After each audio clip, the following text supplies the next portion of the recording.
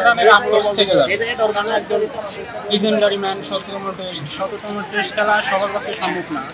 বাংলাদেশের প্রথম শততম টেস্টে একটা রানের জন্য আমরা সেঞ্চুরিটা মিস করলাম। দেওয়া যেত লাস্টে, তারা আয়ারল্যান্ডের ক্যাপ্টেন লাস্টের 2 ওভারে বল প্রচুর আসতে করাইছে, আর হলো একটা বল করা আর একটা পরামর্শ নেয়, আরও 2-3 ওভার হওয়ার সম্ভাবনা ছিল।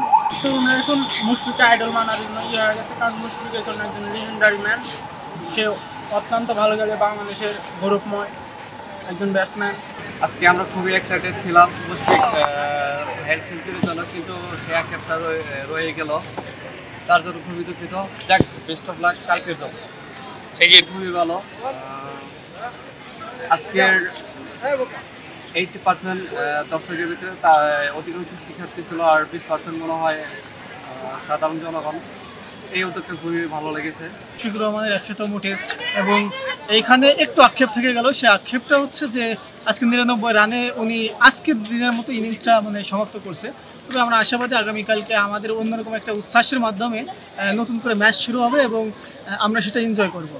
আর সর্বশেষ মুশফিকুর রহমানের একজন ফ্যান হিসাবে আমি তার জন্য আমার পক্ষ থেকে তার জন্য শুভেচ্ছা থাকবে এবং শুভেচ্ছা রইল এবং দোয়া রইল।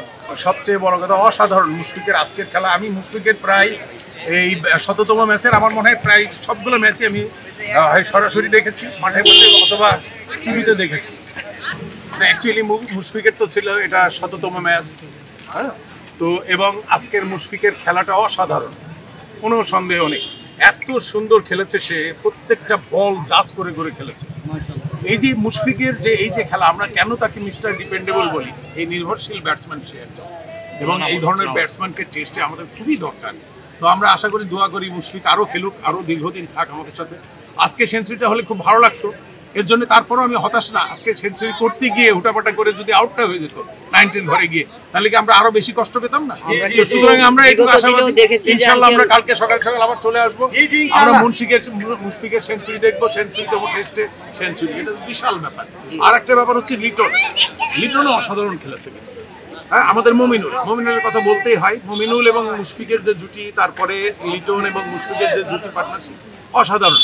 আজকে আমাদের প্লেয়াররা খুব ভালো খেলেছে। শান্ত ব্যাড লাক, একটা 6 মারছে, তারপর আউট হয়ে গেছে, এটা হতেই পারে। তো আমরা আশাবাদী কালকে বাংলাদেশ আরো ভালো খেলবে, এবং এই ম্যাচেও আমরা ইনশাআল্লাহ আশা করছি আমরা একদম আপনার পক্ষ থেকে মুশফিক।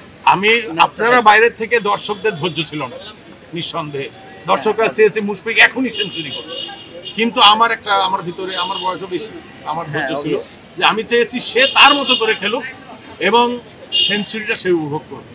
এবং আমরা আশা করছি মুশফিক আজকে অত্যন্ত ভালো খেলেছে, ধৈর্য ধরে খেলেছে, এবং ইনশাআল্লাহ কালকে সকালে আমরা তার সেঞ্চুরি দেখব। নায়াসিনামাইড ও স্যালিসাইলিক সমৃদ্ধ লিলি ফেস ওয়াশ, যা ফেসের ডেড স্কিন সেল দূর করে দেয় দ্বিগুণ ফাস্টার ব্রাইটেনিং।